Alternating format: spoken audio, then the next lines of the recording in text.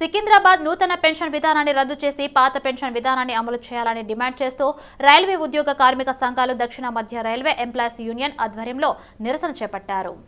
కొత్త పెన్షన్ విధానాన్ని రద్దు చేసేదాకా కేంద్ర ప్రభుత్వంపై ఒత్తిడి తెస్తామని దక్షిణ మధ్య రైల్వే ఉద్యోగుల సంఘం నాయకుడు ఎన్వీఏఎన్ చౌదరి అన్నారు. పీఎఫ్ఆర్డీఏ బిల్లు ద్వారా కార్మికులకు తీవ్రంగా అన్యాయం జరుగుతుందని అన్నారు. మినిమం గ్యారెంటెడ్ పెన్షన్ ఇచ్చేదాకా పోరాటం చేస్తామని అన్నారు. కొత్త పెన్షన్ విధానాన్ని రద్దు చేసేదాకా తమ నిరసన కొనసాగుతుందన్నారు.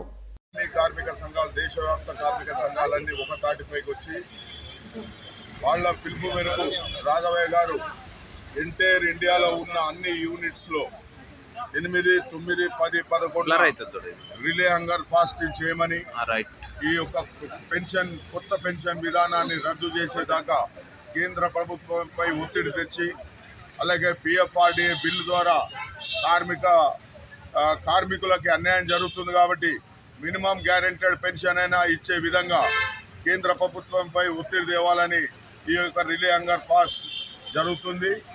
దీని ద్వారా మరి ఈ రోజు south central railway employees Sangh Secunderabad division లో అన్ని బ్రాంచ్లు ఏకతాటిపై సెక్రటరీలు అందరూ వచ్చి ఈ రోజు మరి ఈ యొక్క రిలే హంగర్ ఫాస్ట్ లో పాల్గొనడం, దీన్ని 8, 9, 10, 11 కూడా దిగ్విజయం చేసి ఈ యొక్క కొత్త పెన్షన్ విధానాన్ని రద్దు చేసేదాకా కేంద్ర ప్రభుత్వంపై తీవ్రమైన ఒత్తిడి తెచ్చి మేము ఈ యొక్క కొత్త పెన్షన్ విధానాన్ని సాధిస్తాం.